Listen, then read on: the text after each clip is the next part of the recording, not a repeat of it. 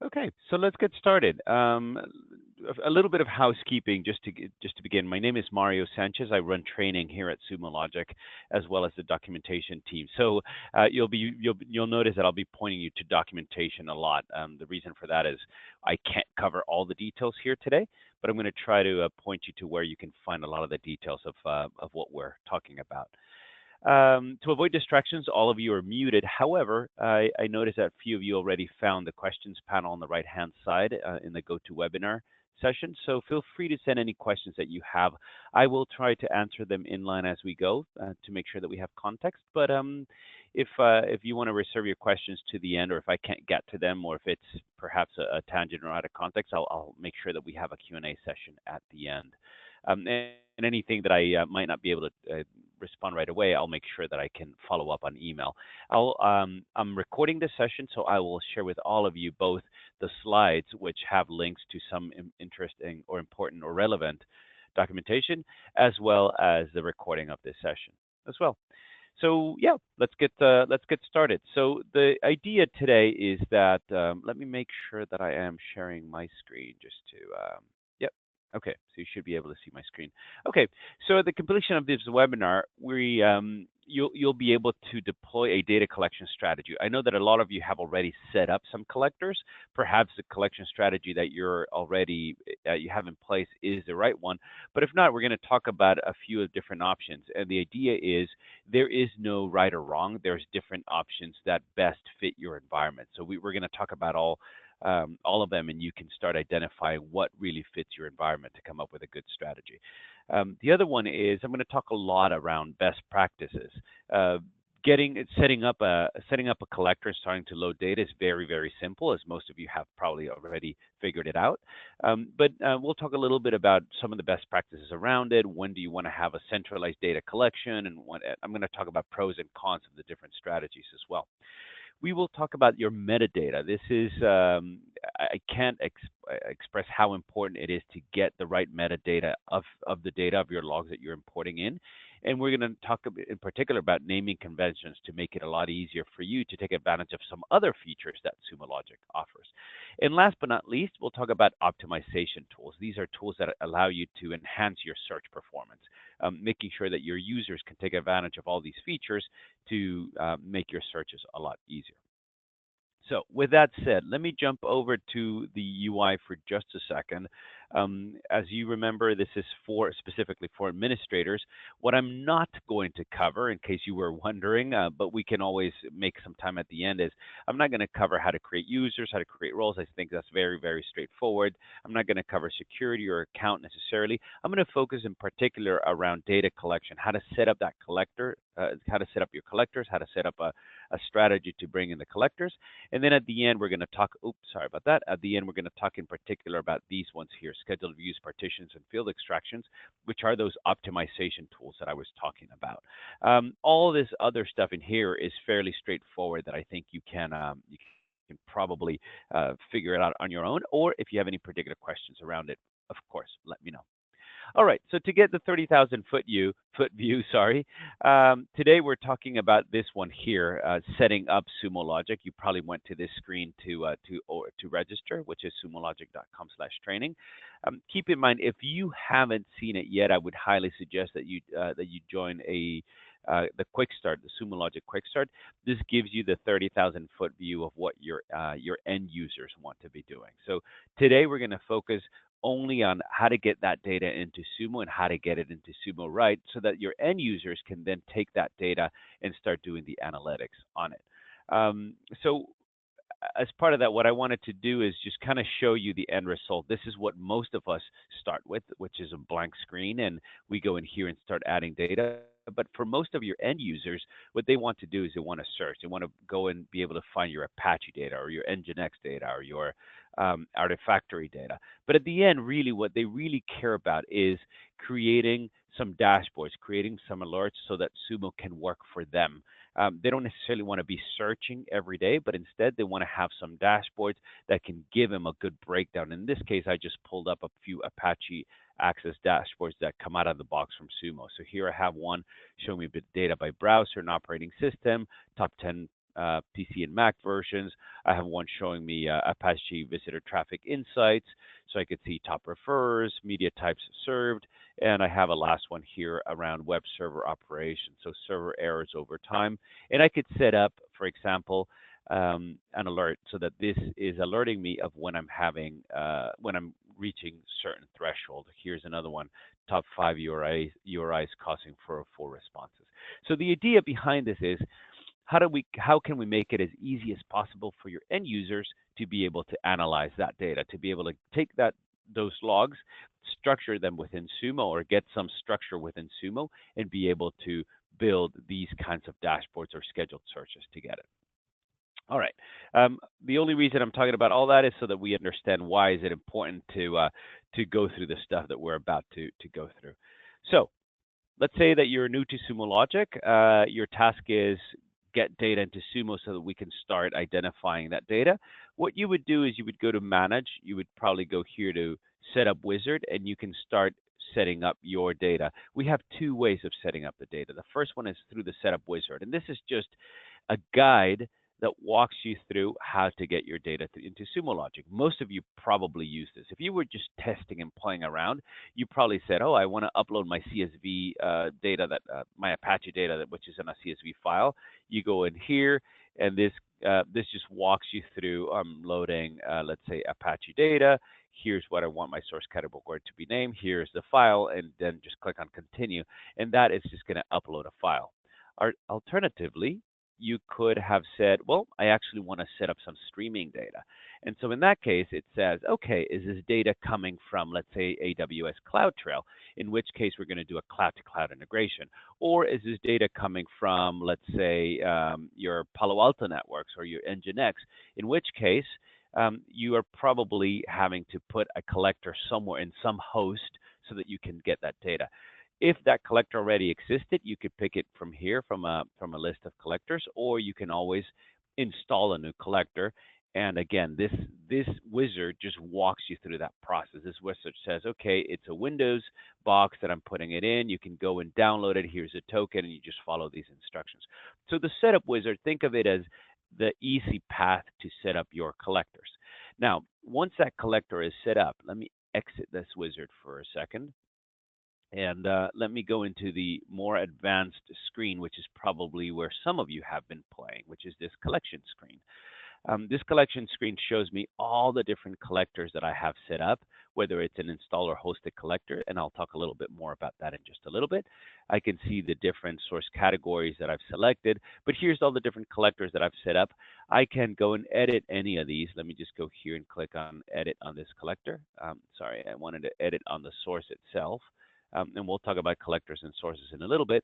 But let's say that I use the wizard to set up this collector, I would have this option to go in here and edit it so I can do more advanced options. For example, I might want to not use a timestamp that it's having in there. Or perhaps it doesn't detect the timestamp that I sent it. So I'm going to specify the format that my timestamp looks like so that it can understand it correctly. Or perhaps I want to, my messages are multi-line messages. Let's say that these are Java stack errors or something of the likes. In that case, I want to enable multi-line, and I want to say what the boundary looks like. I always search for the word error, for example, or whatever the boundary happens to be so that it knows when a message finishes. Or I could even add processing rules, which are rules that allow me to say include or exclude messages that match a certain expression, or hash a message that matches this, or mask a message that matches this. So my point is there are two different ways that you can create your collectors. You can do it through the setup wizard, or you can do them through this screen here just by clicking on adding collector, and you're able to go through the process of adding those. All right. So now that I've shown you the screens themselves, let's talk a little bit about in general. Well, I'll skip the 30,000 foot view because it sounds like none of you are newbies. I don't have to convince you about what is Sumo, what are the use cases, and all that good stuff. Just big picture. The Sumo Logic data flow starts with collection, getting the data into Sumo. Once it's in there, you search and analyze it, and eventually you visualize it and monitor. So we definitely want to get our users to number 3, what we're focusing on today in particular is number one: how do I get the data into Sumo Logic? So let's start with collection strategies and that good stuff. All right. So first things first, I noticed that a few of you are a little more advanced, so you probably already figured out that collecting data from Sumo Logic is infinitely flexible. The data collection process is very, very, very flexible. The key here is to design a deployment that fits your particular organizations. If you look at this screenshot here on the right-hand side, if we have Sumo right in the middle, you'll notice that everything on the top half of the screen here, of the top half of the picture, is cloud-to-cloud integration. In this case, I'm doing cloud-to-cloud log collection from Amazon Web Services, my CloudWatch, my ELB, CloudFront, and any of these other services that I can send over to Sumo Logic. This one is a cloud-to-cloud log collection from Akamai. This one here is cloud-to-cloud collection from Google Apps or Office 365. So I can do an API call in here. I could even do client-side logs from mobile applications that can be posted directly over an HTTP to the Sumo Logic cloud. Down at the bottom half that you're looking at in here is what we call installed collectors. In this case, there is a small agent that gets installed in your host or in one of your hosts or in each one of your hosts, and it sends data to Sumo Logic. So let's start here with the right-hand side. I could have any operating system that I care for, and these are servers that have access to the internet, and I can put a small collector. This little blue box with a plus sign is a symbol for a collector. So I can put a collector in each one of those boxes, which then forwards data over to Sumo Logic. Alternatively, if I have boxes like the one here in the bottom left-hand corner that might not have access, might have no access to internet, or let's say that you're just not able to install a Sumo Logic agent onto those boxes, what you could do is you could have a separate box where you install the Sumo Logic collector, and then you can SSH or WMI your messages over to that particular box, which then connects with the Sumo Logic service. Similarly, if you have network devices, firewalls, they can send their logs via syslog to a collector, which then speaks directly to Sumo Logic. All right. So with that said, you now understand that we have what we call an installed collector versus a hosted collector. Hosted collector is cloud-to-cloud integration. Installed collector is when you drop something, that small agent onto your box so that it can communicate with Sumo Logic. So with that said, there are a few different deployment options. If you're using a hosted collector, well, that one is pretty straightforward. That's just cloud-to-cloud integration, and it's essentially the collector sits in the Sumo on the Sumo Logic side, so it sits on our cloud, and you just do HTTP posts over to us.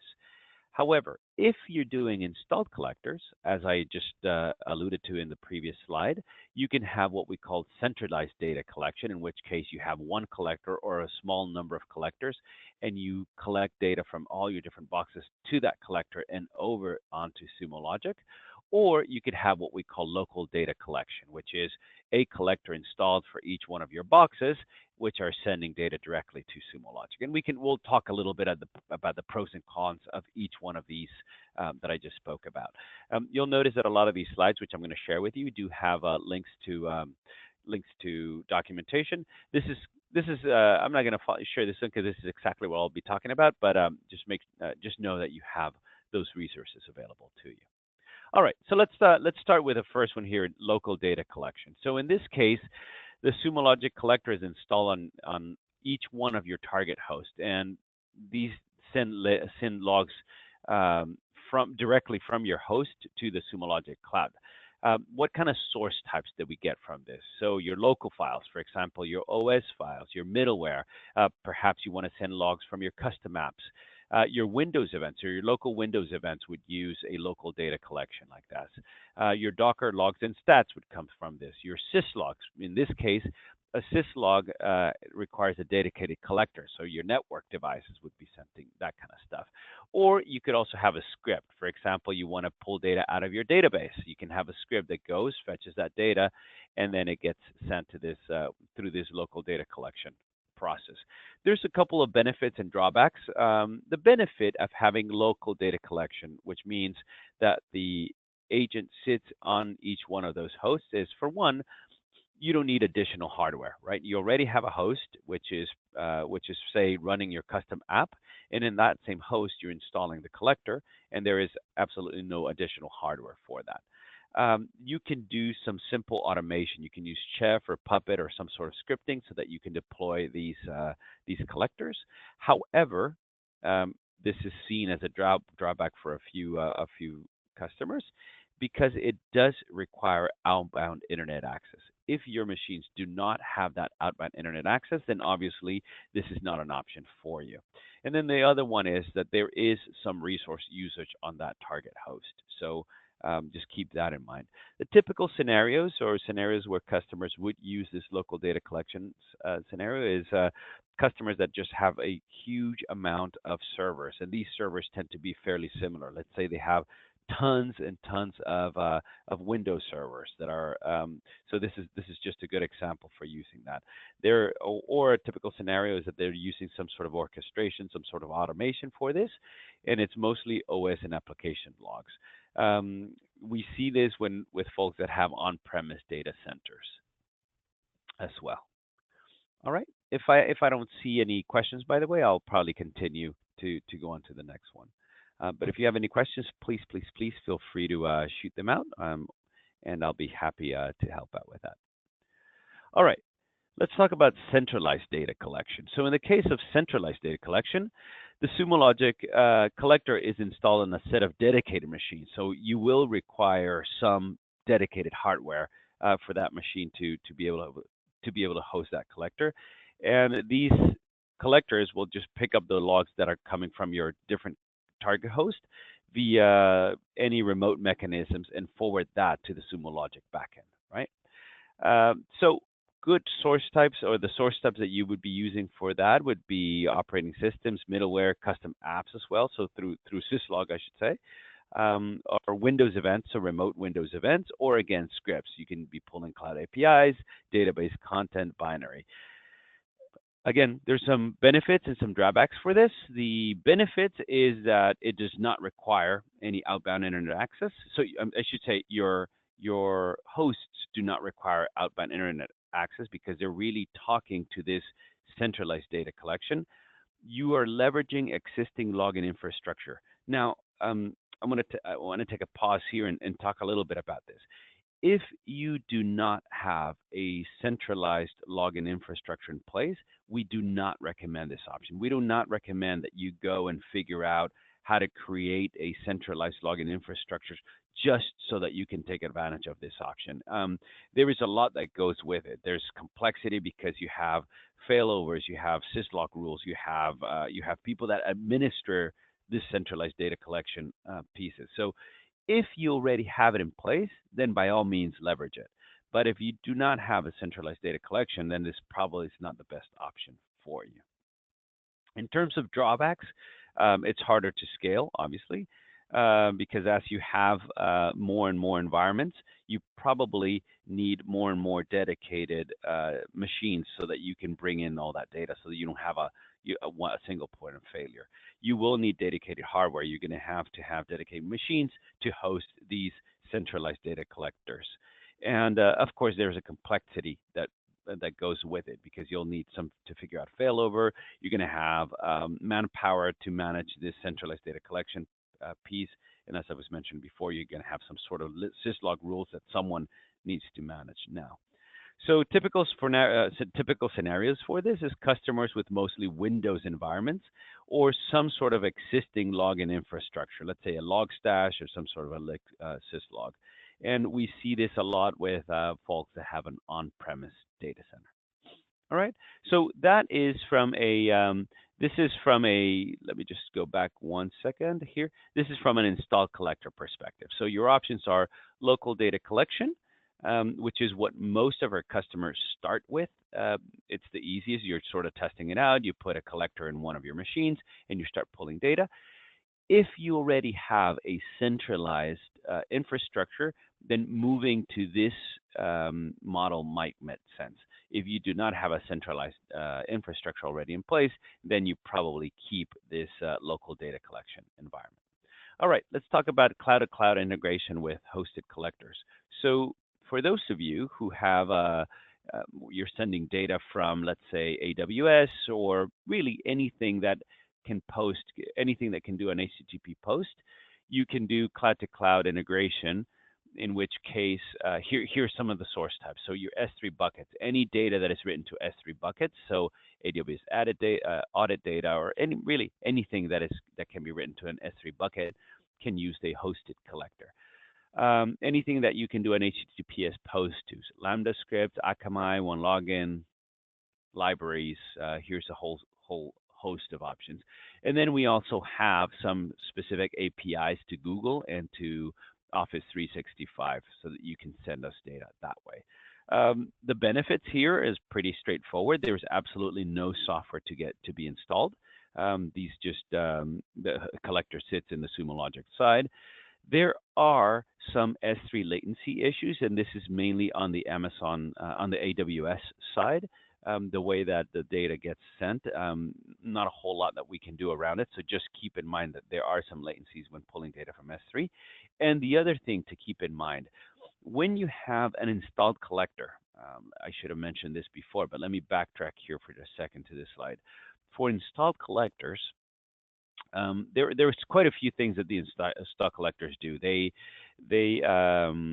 encrypt your data before sending it. They cache that data. So very key is that they cache that data. So if there is, let's say, an issue with your network, that data gets cached, and the collector can recover and start sending from that cached data that it had.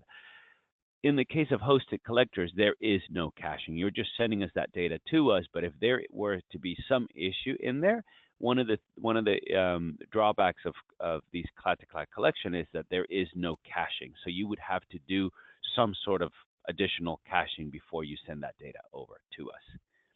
All right. Typical scenarios in this case are customers using cloud infrastructure.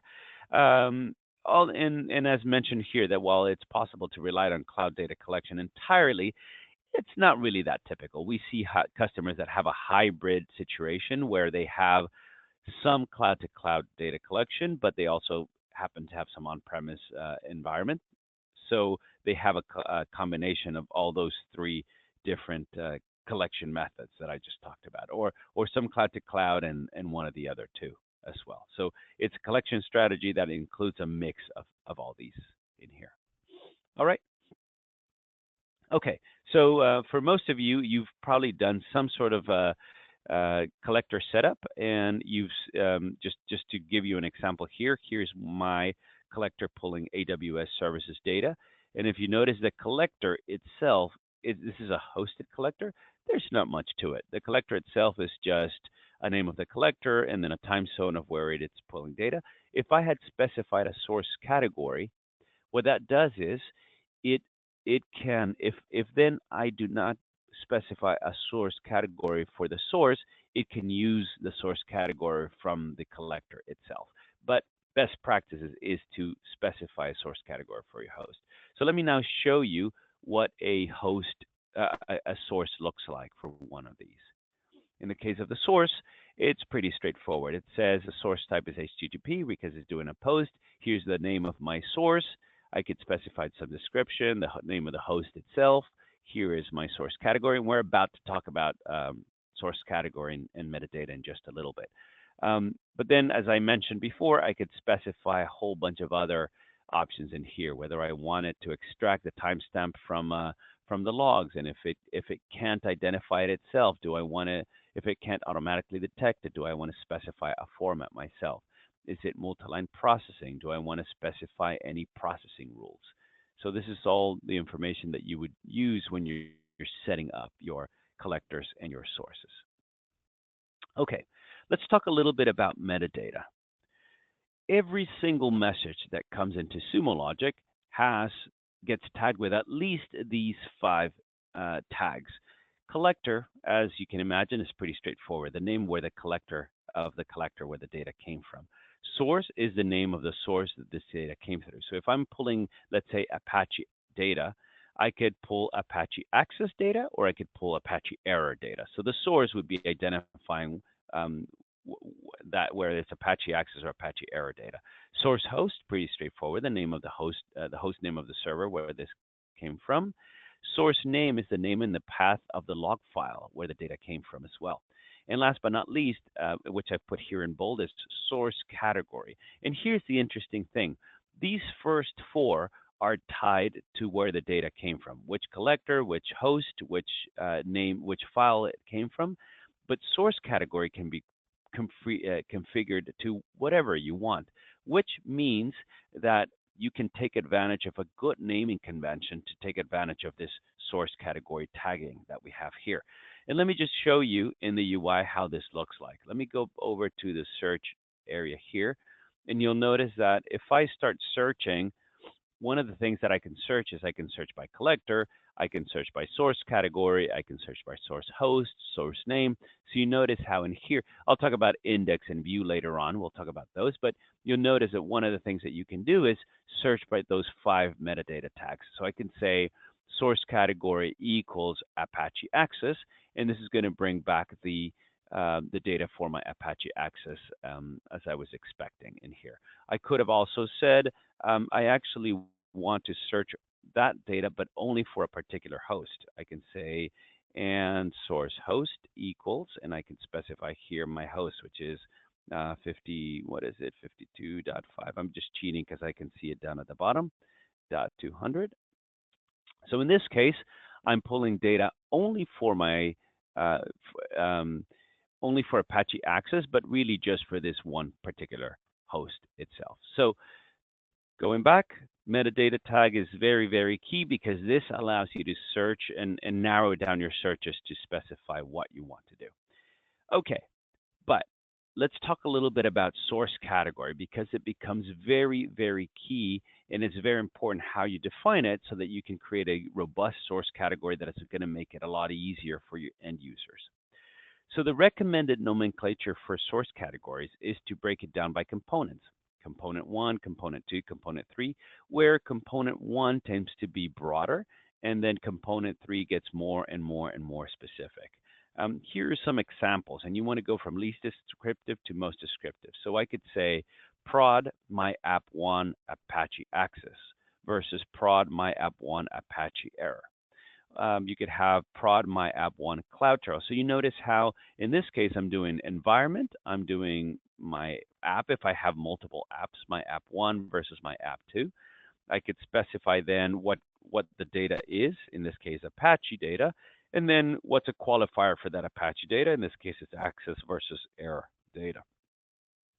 A couple of things to notice from these examples on the top left-hand corner is they don't have to have the same amount of levels. I could have prod my app CloudTrail, which only has 3 levels, versus this one up here that has 4 levels.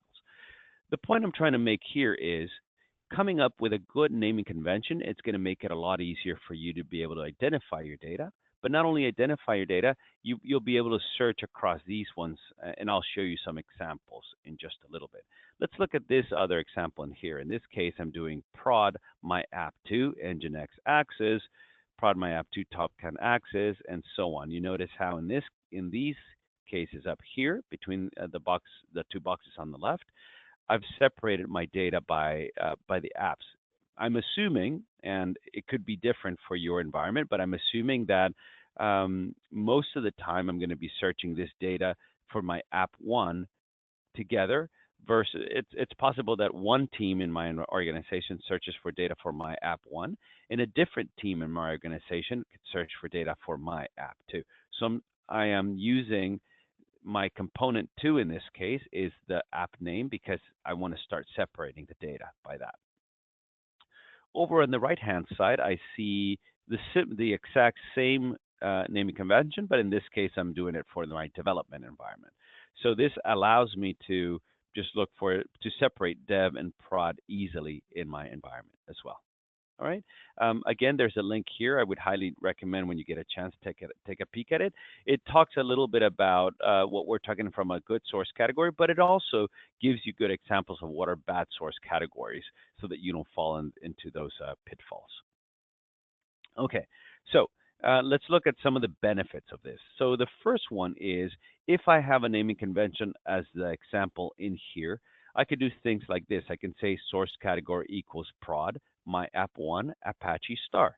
And in this case, I'm going to get all my Apache logs from my production environment, whether it is Apache Access or Apache Error.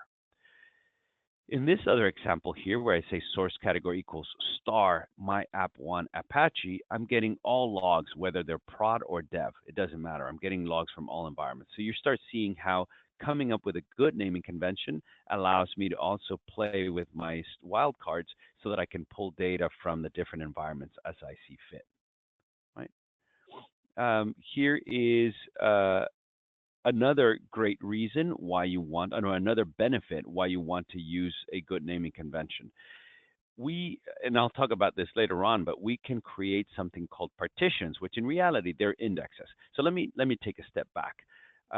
All the data that comes into Sumo Logic gets indexed, whether it's structured data, unstructured data, semi-structured data, whatever you want to call it. All the data that comes into Sumo Logic gets indexed. So we grab all that data and we put it into this big giant index.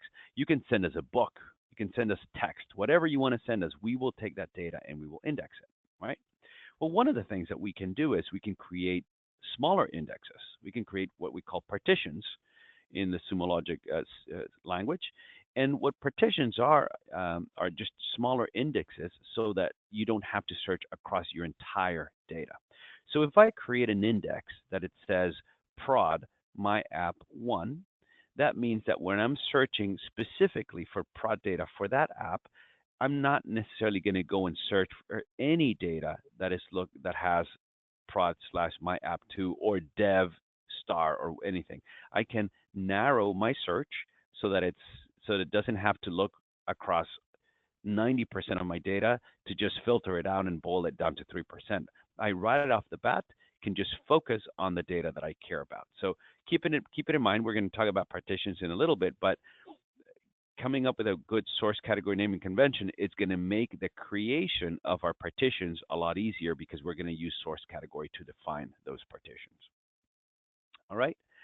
And then the third great reason why you want to have a good naming convention is because in Sumo, you can create role-based access control roles, meaning I can whitelist data that some of my roles can see. Let's say that I have a compliance role, or I have a role that is just for looking at certain reports, or a reporting role. I might want to whitelist for them what they have access to. So if I want a particular role of users, or some users, to not have access, to only have access to app 1 data and not have access to app 2 data, I could do something like this. I could say source category equals prod my app star. This means that I'm whitelisting my app 1 data so that they actually get to see it. Or let's take another example. Let's say that I want to have someone who only has access to dev data. I could say source category equals dev slash star, or dev star. In that case, they would not have access to any of my production environment. So can't stress enough that you should come up with a good naming convention for your source category, because it's going to make your scope, the scope of your searches a lot simpler. It's going to be good from a partitions perspective when you start creating partitions, and also it's going to allow you to do RBAC roles a little easier when you're trying to whitelist what kind of data they need to see. Any questions so far? All right. All right. Pretty good. We have a good group of pros here, so that's good. All right. So just to wrap up this idea, a couple of common components that we see across customers. I'm not saying that this is what you have to do. These are merely suggestions. We see this a lot with different customers, so we're trying to pull up the best practices from it. One of the things that we see is environment, whether it's production data or dev data. Most of our customers have that in their naming convention of source category. The other thing is, if you have more than one app, you might want to specify application name, especially if that data is going to be searched separately. If very rarely are you searching across multiple apps, then application name is definitely something that you want to add to your source category. You might want to specify geographic information, whether which data center is coming from, or which office location, or which AWS region that data is coming from. And last but not least, we see a lot of customers specify business unit, whether it is the name of the business unit itself, or whether it happens to be, let's say, security data or compliance data or network data. So you want to categorize and tag that data and start grouping it in ways that make it logical for you. All right. So the last thing I want to leave you with this is that the highest level components should group the data and how it is most often searched together. Here are two different examples. They're actually using the same thing, or I should say, kind of using the same tags. But the key that I wanted to drive here with this example is if I normally search across my production data, I don't necessarily search across my Apache data, whether it's in dev or prod, but instead I say for prod, I want to search perhaps my web and my database data. Then this naming convention makes sense. I separate my prod from my dev first, and then I start breaking it down into the specifics. However, if I do tend to search across all my Apache Access data, whether it's production or dev, then this naming convention might make more sense. In this case, I could do something like search for source category equals web Apache star. In that case, I'm looking across all my Apache Access data, whether it's prod or dev. I really don't care.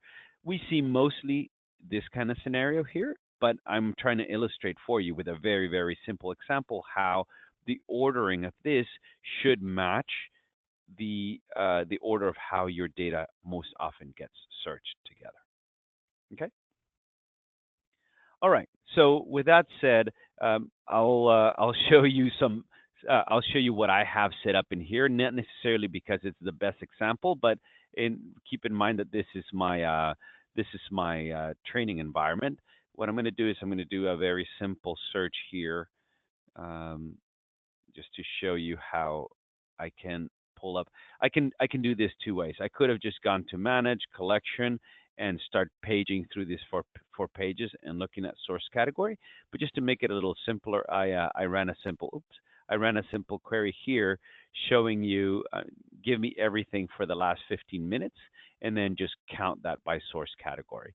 And now you see here I have my source categories. So in my case, I didn't call it prod AWS CloudWatch RDS because this is just my training environment. So instead of calling it prod, I just called it labs. Although having said that, I do have some snort data here that I called prod for an exercise I was running. But if you notice, here's my labs semantic firewall data, labs AWS VPC. So you notice how, for example, I use AWS to identify all my AWS data. I could do something like give me let me show you this. Source category equals labs slash AWS star, and then count by AWS. I'm sorry, count by source category. Here, I pulled up anything that is AWS data, and I'm pulling out my RDS data, my CloudWatch data, I should say, my Lambda, S3, VPC, CloudFront, and so on. So you notice how, excuse me, coming up with a good source category naming convention for your source category is going to make it a lot easier for you to scope your searches and find out that data that you're looking for. All right. Couple of other things about source category.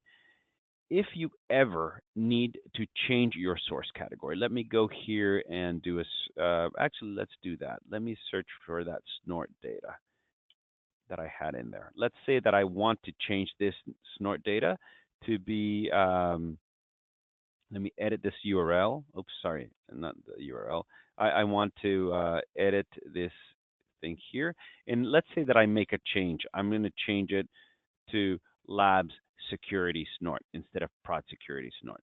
This change that I'm doing right now is going to take effect going forward, because remember, the data gets tagged, or this metadata gets tagged as the data is coming in. So even though I just tagged this data with Labs Security Snort, it really is only going to apply to the data that is going to start coming in from this moment in time forward. The data that has already been ingested will continue to have the old uh, tag until that data happens to fall off my environment. Remember that your account, has some sort of retention period. This is a training account, so it doesn't show, but it probably would say here 30 days. So that means that for 30 days, for the next 30 days, I would still need to search some of my data with uh, sorry, let me do this. Source category. Let's search this first. You'll notice I'm searching source category Lab Security Snort. It doesn't show anything because I probably haven't received any messages with that kind of data. But if I do prod, that even though I stopped tagging things that way, everything that came already was already tagged with prod security snort. So just keep that in mind. When you do a change to your source category, it takes effect going forward. All right. Excellent. Good deal. Okay. So cannot stress enough, come up with a good naming convention that is going to work for your environment. It's going to make your life a lot easier, both when you're creating new roles and you want to specify some sort of whitelisting to that role. So let's say I'm going to go edit this one in here. I can say only give him access to Apache. Actually, I'm going to update this because I've been playing with my own naming conventions as well. So in this case, only give them access to this, or I could say only give them access or give them access to anything that is Apache access data in here. So coming up with a good naming convention is going to make it a lot easier for you guys as you go about. Okay, so the other thing that we wanted to cover today was optimization tools. We've talked a little bit about search. We've talked a little bit about creating the right naming convention, but let's talk a little bit about the searching itself. If I was one of your end users and I really didn't know much about Sumo Logic, I might want to just do a search of star, which is not that interesting. I'm saying, give me all the messages that are in Sumo Logic for the last 15 days, 15 minutes. Not all that interesting. Perhaps they might get a little smarter and say error. And what this is doing is searching only for those messages that have the word error across the last 15 minutes. But again, it's doing it for all my data. Probably a smarter search would be I want to search for source category equals labs Apache error, and in here search for anything that has the word fail in it, for example. Sorry, there's nothing with the word fail. Let's say error. I hope there are stuff with the word error. So there you go. So here's this is a smarter search. They're narrowing down what they're searching for. They're really searching for this kind of data that has the word error in it. So the more you narrow it, the more you filter it, you're going to get a smaller set of results, which is going to be a lot more meaningful to what you're trying to find out. All right. Not always will your end users play nice. Not always will they do this kind of, will they specify the source category. Not always will they make the smarter searches. So one of the things that we do on the back end is we do what is called query rewriting. In the back end, we try to take a user's query and help them as much as possible to rewrite it in an efficient way. But in order for us to do that, you need to help us with setting up some optimization tools. So there are 3 tools that I want to talk about from an optimization perspective. Those tools include scheduled views, partitions, and field extraction rules. And let me talk about these 3 with a little bit of detail on each one of them. So the first one is partitions. I kind of talked a little bit about this before. Partitions is the idea that I am going to create indexes for subsets of my data. The idea is I want to segregate that data into smaller logical chunks that are going to be search in isolation from other partitions. So in this case, I could have a partition that says source category equals prod my app 1. I'm going to have one that says source category equals prod my app 2. This is assuming that you have a team that is looking for your first app and a different team looking for your second app. So in that case, there's absolutely no need for them to go and fish, for their team one to go look at fish for data in app two. You're just separating them in partitions, and folks can do that. Let me show you how you go about creating a partition. You go to manage, you go to partitions. As a matter of fact, I might have created one here for when I was doing this same session before. I'm going to show you here. I'm going to just go click on edit so we can see this one, partitions here. In this case, it's pretty straightforward. I just specified the source category, prod app my one. I'm sorry, prod my app one, right? And I called it my app one. So when I search this partition, I'm going to click this button here that makes it a lot easier. When I search that partition, sorry, I would just say index equals my app one. That is how you would go about searching just that one particular partition. Now, remember that we talk about query rewriting, that I was talking about query rewriting? The way that it works is if you did create that partition, let me go back to that. Partitions, here we go. So if you create a query that says source category equals prod my app one, because we know the relationship between this and this, we're going to rewrite that query to take advantage of the partitions themselves. So this kind of query here, let me just go back for a second.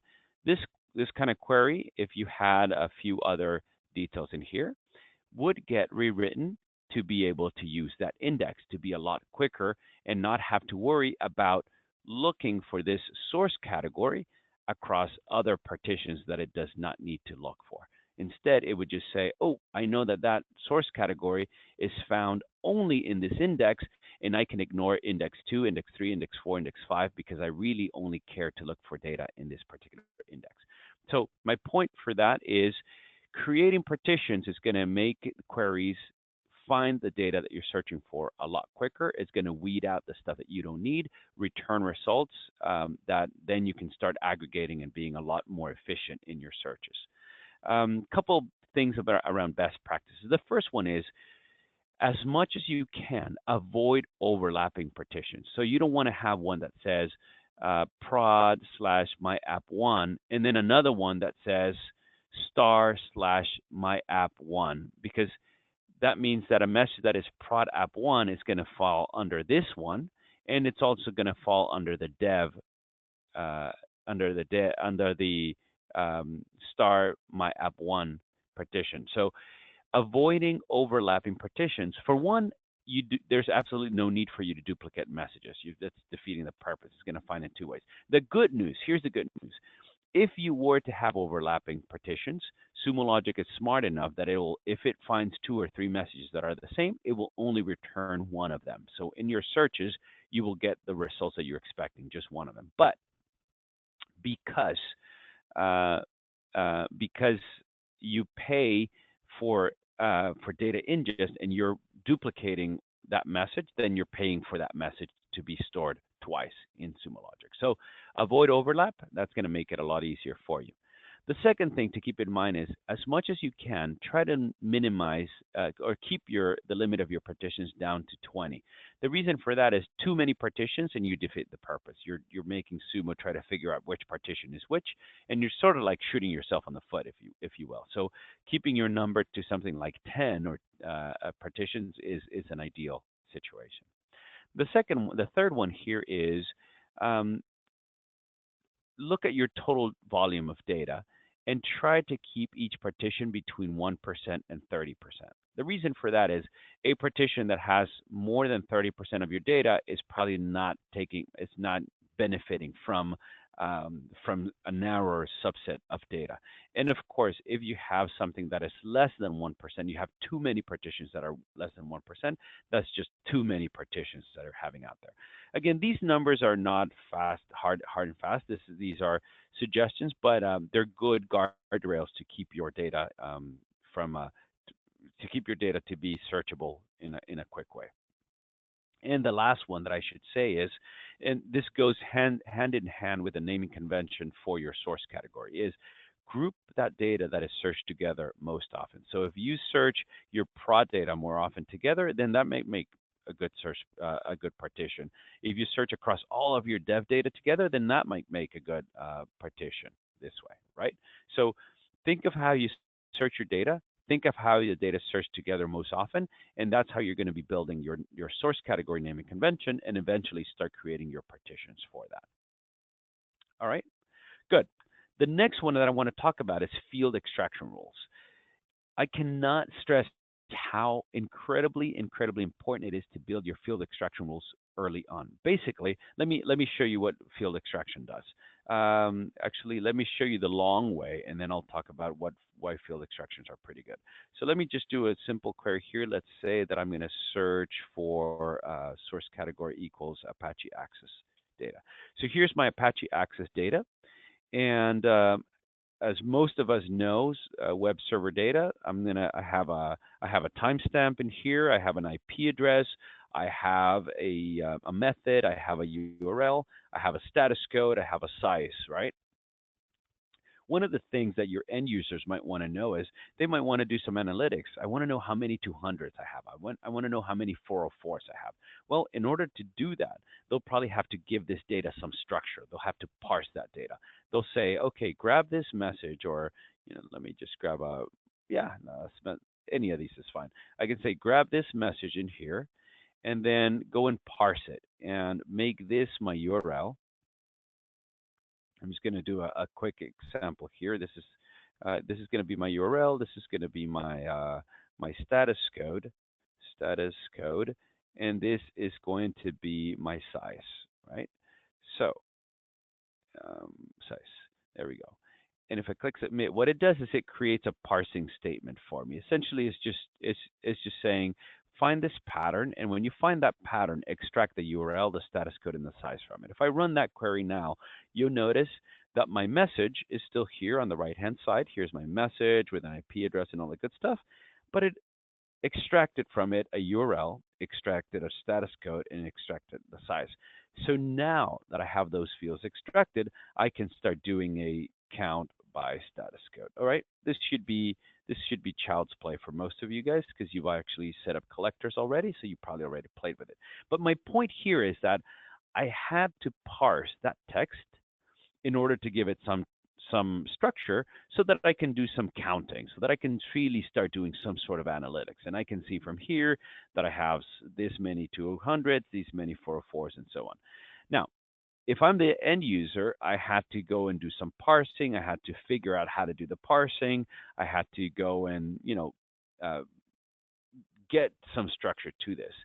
You as administrators have the ability to create all these parsing for your end users so that when they want to do that kind of querying, they can just do this. They don't have to do the parsing, and you can just count by status code and get their results. And I'll show you in a second why this is possible. The reason that this is possible is because there is a field extraction rule. And this field extraction rule, in this one in particular that I have in here, let me just go and edit it so you can see it. This field extraction rule that I built says, all right, my rule name is going to be called the Apache Access. But essentially, it says, whenever you get any data that matches this scope, meaning whenever you get data that the source category equals labs Apache Access, I want you to run this parsing statement. And for those of you who you've probably played with regex before, but this is just regex. It says find a pattern that has a number between 1 and 3 digits, a period 1 and 3 digits, a period 1 and 3 digits. You get the point.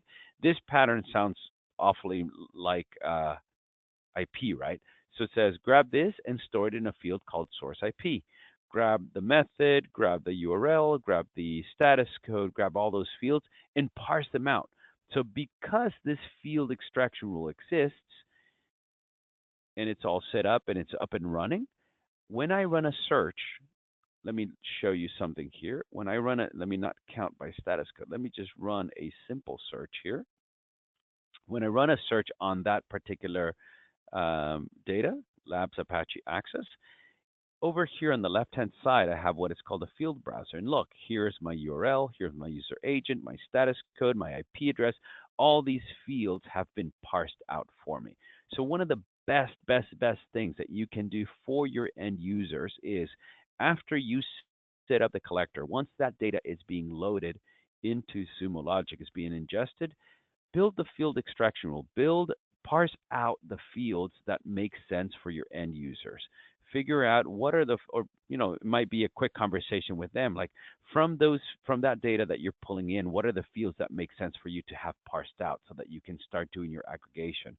Um, the other thing that is nice in here is when you're creating a field extraction rule. Let's say I'm creating one for Nginx. Um, I'd specify the scope that I need. Let's say source category equals labs Nginx data. We have some templates to get you started. We don't have tons of them, but at least for the common sources. So we know that Nginx data looks something like this, or we know that Palo Alto Networks data looks something like this. We give you this template which you can use as a template. So in this case, it's saying parse all this stuff which looks to be like comma separated values, and then we're giving you the names that we see the industry use: F1, receive time, serial number, so on and so forth. Now, if your log was a little bit different, no problem. You could add here whatever you need to your particular path parse expression as well. And that's how you would go about creating your field extraction rule. So, cannot stress enough how important it is. Get that field extraction rule in place, and that's going to get your users a long way ahead with analyzing their data. All right, let me get back in here. So benefits. One is you're going to get better performance. Why? Because people are not parsing at the moment anymore. The data is parsed already at the time of ingest, and you can just start using those fields. The second one is you're going to standardize your field names.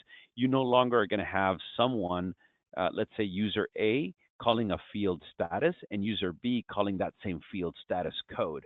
You're now instead, everybody's going to have one same field name, and you across your organization, everybody's going to call it the same thing. Also, it's going to make your searches a lot simpler. You saw that my search went from, I think I deleted it, but my search went from having a parse statement in it to now just doing a count by, let's say, URL, right? I can simplify my searches because those fields already exist in there. All right, best practices.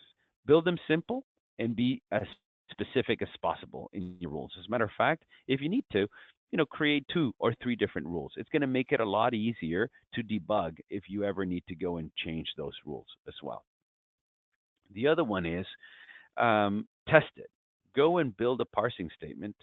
So what you would want to do is, let's say that I'm going to cheat here a little bit. I am going to go in here and grab this parse expression that is in here.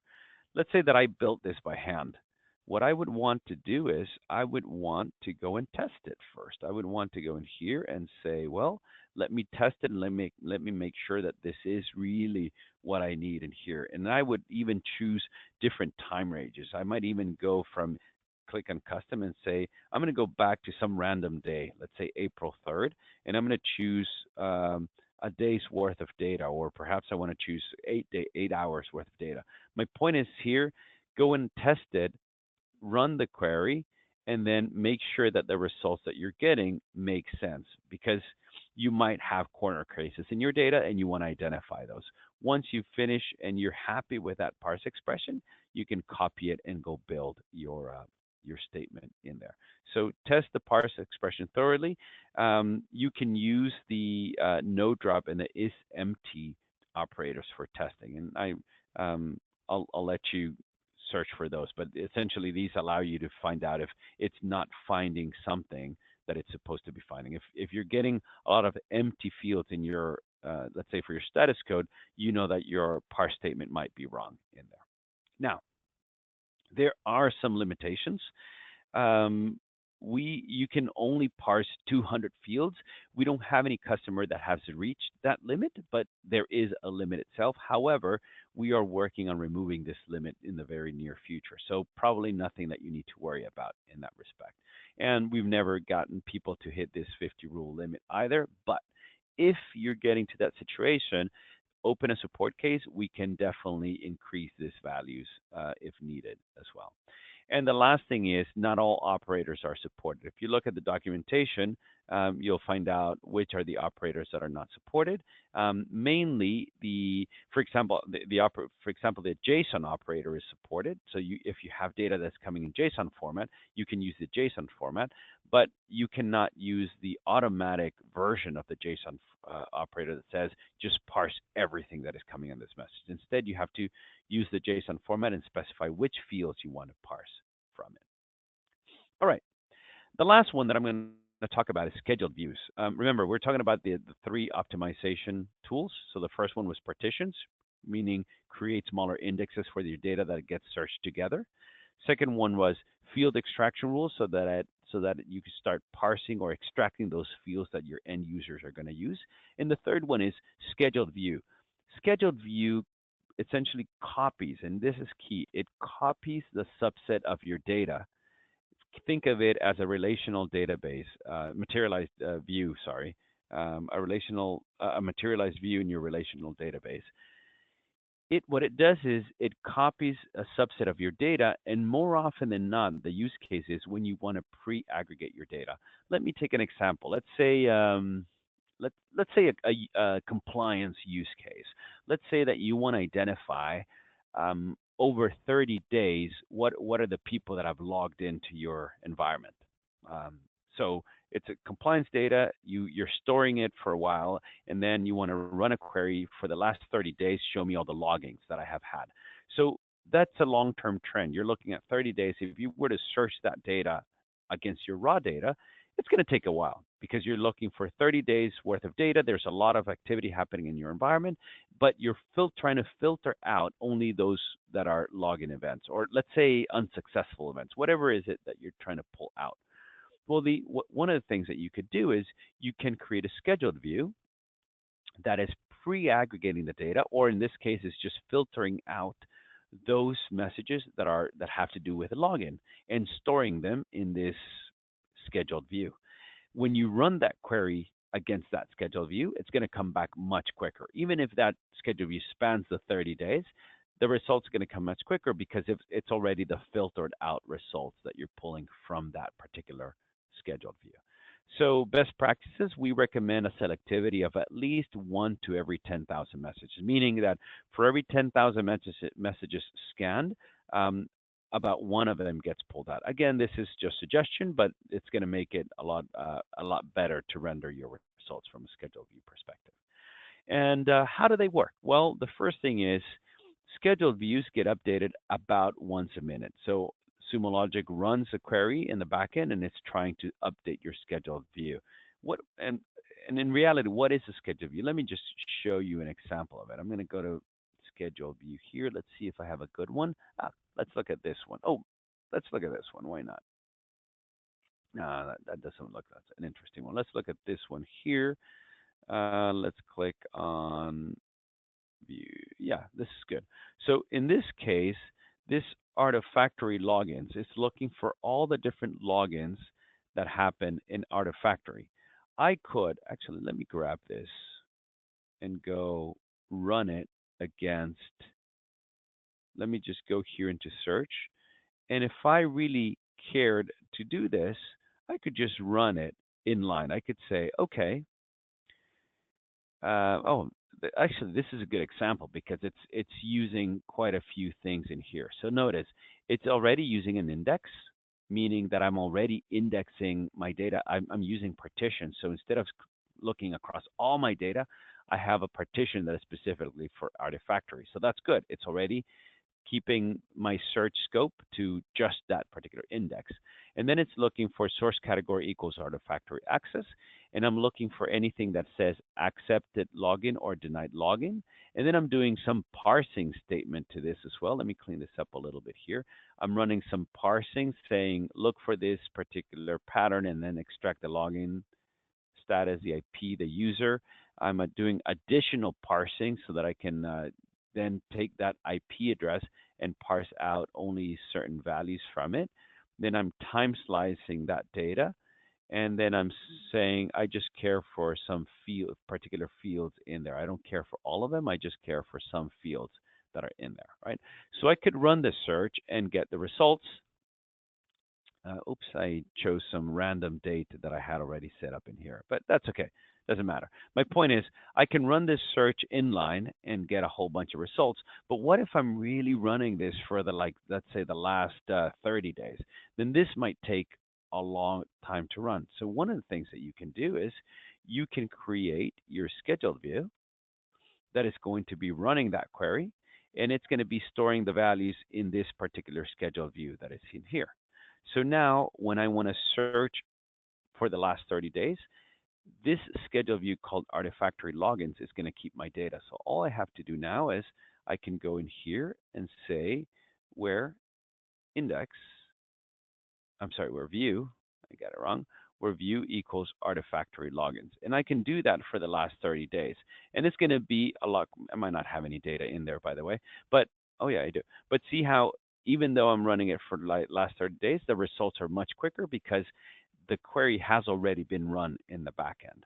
So going back to this, the query gets run and updated every about once a minute. It allows backfilling. This is one of the few features in Sumo Logic that allows backfilling. So I can say, I want to build this query to go back to the beginning of time, or to go back a year, or whatever my data retention period happens to be. You search it by doing underscore view equals and then the view name.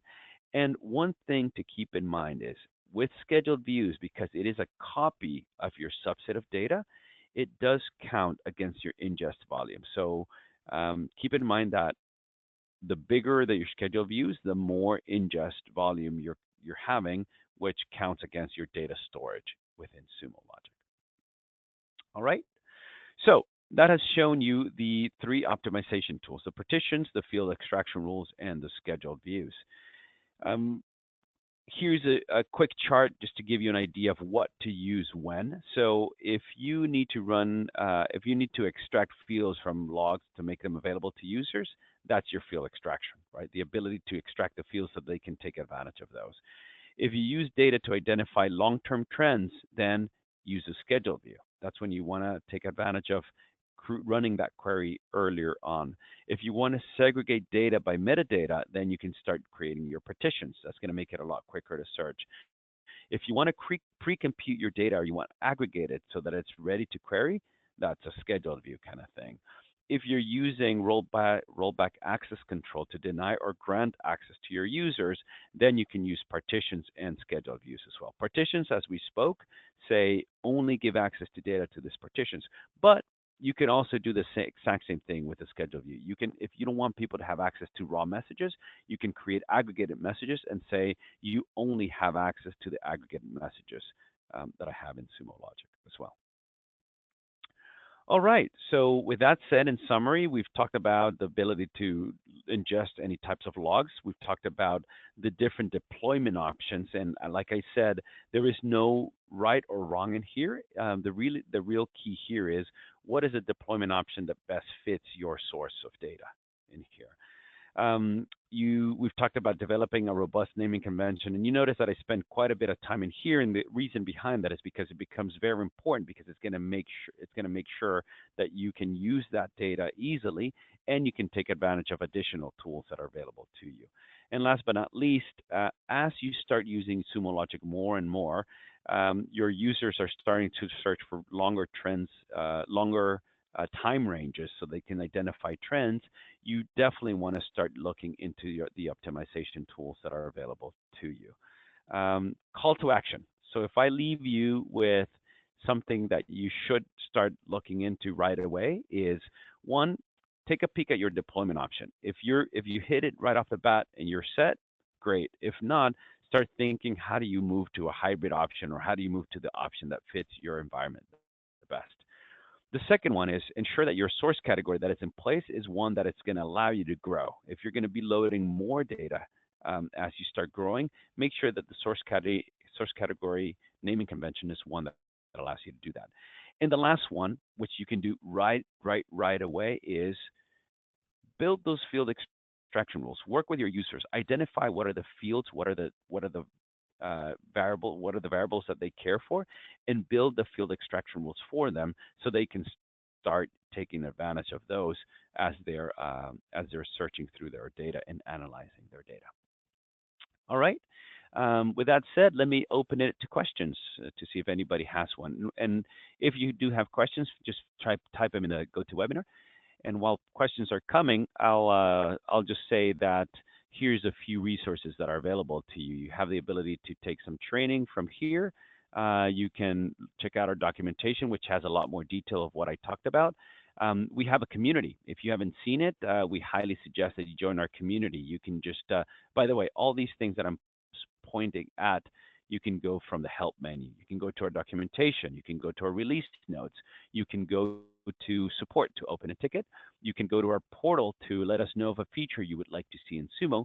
And you can go to our community as well. You can go and post questions or read through boards that people have posted before. I'm not getting questions, but I'm getting a lot of good comments. Thank you. It looks like people learned a lot. You got a lot of good value from this. You're very welcome to those of you sending those questions, those comments, I should say. All right. I don't see any questions, just a lot of thank yous. A lot of oh, thank you. I'm even told that I am great. That's pretty cool. You're welcome, guys. If there are no questions, then I will wrap up for today. But if you have any particular questions that comes later on, feel free to reach out to me directly. I'd be more than happy to help you out. It's Mario at sumologic.com. Excellent. Thank you, guys, and have a great day.